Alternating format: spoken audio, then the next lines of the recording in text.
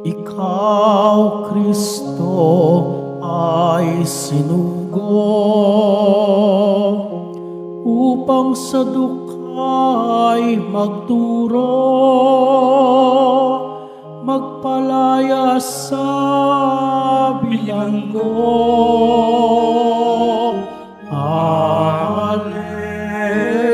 Alleluia, Alleluia,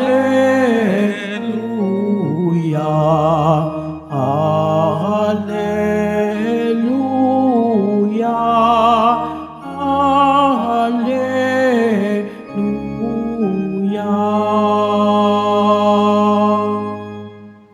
Sumainyo ang Panginoon. At sumayo rin. Ang mabuting balita ng Panginoon ayon kay San Lucas. Papuri sa iyo, Panginoon. Noong panahong iyon, umuwi si Jesus sa Nazaret na kaniyang nilikhan. Gaya ng kaniyang kinagawian, pumasok siya sa sinagoga ng araw ng pamamahinga. Tumindig siya upang bumasa at ibinigay sa kanya ang aklat ni Propeta Isaías. Binuksan niya ang aklat sa dakong kinasusulatan ng ganito, "Sumasa akin ang Espiritu ng Panginoon, sapagkat hinirang niya ako upang ipangaral sa mga dukha ang mabuting balita.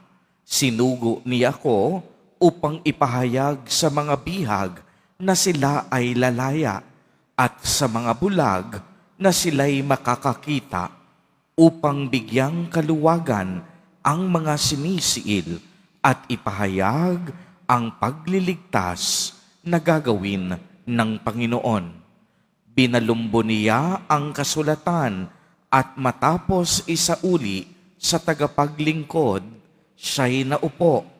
Nakatitig sa kanya ang lahat ng nasa sinagoga at sinabi niya sa kanila, "Natupad ngayon ang bahaging ito ng kasulatan, samantalang nakikinig kayo."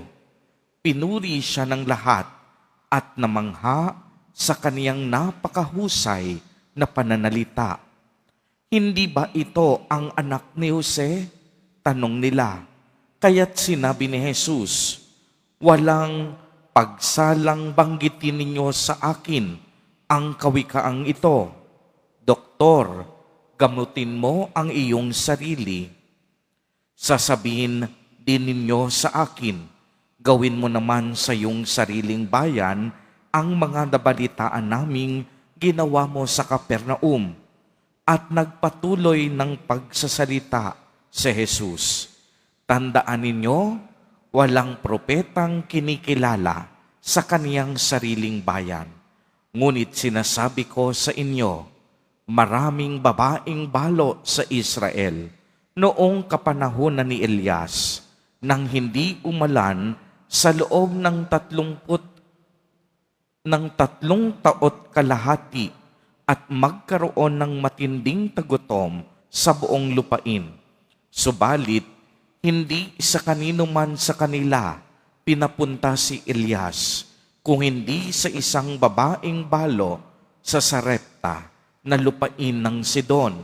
Sa dinami-dami ng mga ketongin sa Israel noong kapanahunan ni Eliseo, walang pinagaling isa man sa kanila. Sina Aman pang taga-Syria ang pinagaling.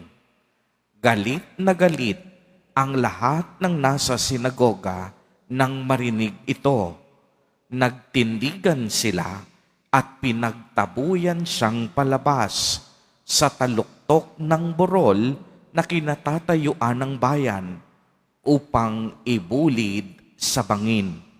Ngunit dumaan siya sa kalagitnaan nila at umalis. ang mabuting balita ng Panginoon. Pinupuri ka namin, Panginoong Jesucristo. Pagsiyo po muna ang lahat.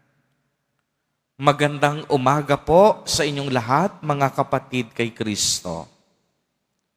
Sa lahat po ng ating mga taga-subaybay sa iba't ibang online platforms at sa lahat ng ating mga kadiboto sa iba't ibang panig ng Pilipinas at maging sa buong mundo kung saan tayo ay naaabot ngayon ng ating live streaming. Mapayapang umaga din po sa inyong lahat. Purihin at dakilain natin ang ating Panginoon, ang mahal na poong Jesus Nazareno.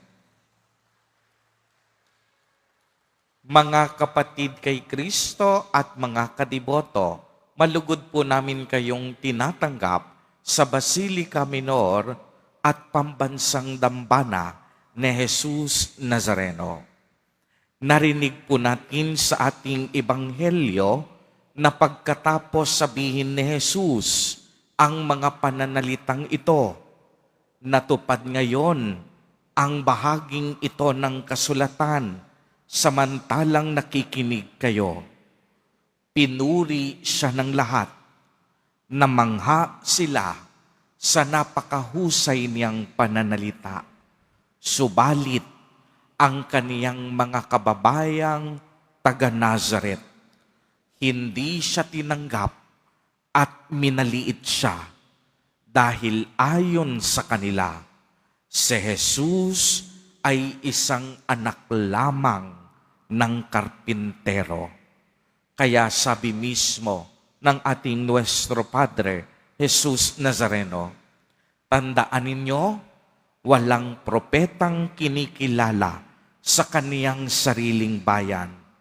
Kaya naman, imbis na mga Hudyo ang nakatanggap ng mga pagpapala at pagpapagaling, napunta ito sa mga hintil, sadyang matigas ang kanilang puso.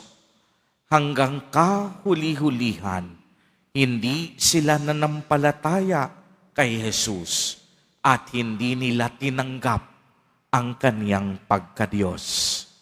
Pagmasdan ninyo ang ginawa ng mga tao sa sinagoga pagkatapos magpaliwanag si Jesus ng katotohanan.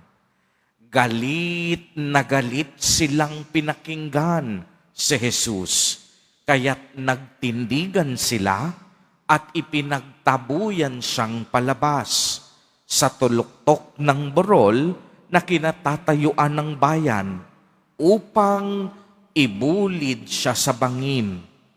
Mabuti na lamang at nakalabas agad si Jesus mula sa kanilang kalagitnaan. Alam po ninyo, ang galit na ito ng mga kababayan ni Jesus Nazareno ay ang siyang dahilan din kung bakit hindi si Jesus nakagawa ng maraming himala at pagpapagaling sa kaniyang sariling bayan. Dahil ang kaniyang sariling bayan mismo ang hindi tumanggap sa kaniya. Sa isang taong walang pananampalataya, napakahirap magpaliwanag at mapaniwala. Sa isang taong hindi naniniwala, hindi tinatanggap ang ating Panginoon. Sabi nila, ang kultura daw ng Pinoy ay talagang kakaiba. Bare months pa lang, nagsisimula na ang Pasko. Ngayon po, unang araw ng Setyembre. Kaya naman pagkagising ko kanina, puro Jose Maria na naman ang bumungad sa wall ng aking Facebook. Tila baga, masaya na naman ang lahat. Excited at puno ng pananabik para sa simbang gabi, sa mga aginaldo, karoling, puto bongbong at bibingka. At bagamat tayo ay nasa mga karaniwang panahon lamang, ngayon pa lamang, tila baga nalalanghap na natin ang simoy ng Kapaskuhan. Pero mas magiging makabuluhan ang ating pagtanaw sa pagsilang ni Jesus kung ngayon pa lamang inihahanda na natin ang ating mga puso para sa Kanya. Kung ngayon pa lamang tinatanggap na natin si Jesus bilang ating Panginoon at tagapagligtas. Simula ngayon, nakakasiguro ako, ang mga malls magsisimula na ring magkamit ng mga parol at Christmas lights. Ang mga eskinita at pangunahing lansangan ay magkakaroon na naman ng napakagandang palamuti at dekorasyon. Busy na naman tayo para sa pagsha-shopping at pagda-dine-in sa iba't ibang restaurant. Marami na namang reunions at party na magaganap. Bibili na naman tayo ng mga bagong gamit at damit at kung ano-ano pa. Pero bago maging busy ang lahat, unahin muna natin si Jesus Nazareno. Dahil kung hindi, baka maging katulad tayo ng mga tao sa sinagoga. Hindi nila binigyan ng sapat na pagpapahalaga ang ating Panginoon. Hindi nila tinanggap si Jesus Nazareno. Mga kapatid kay Kristo, unahin muna natin ang dapat. Unahin natin ng may sapat na atensyon at pagpapahalaga ang Diyos. Unahin muna nating paghariin sa ating puso si Jesus Nazareno at tanggapin siya ng buong pag-asa sa ating buhay. Unahin natin ang Diyos bago ang mga pulamuti at mga dekorasyon. Amen. Purihin at dakilain natin ang ating Panginoon, ang mahal na poong Jesus Nazareno.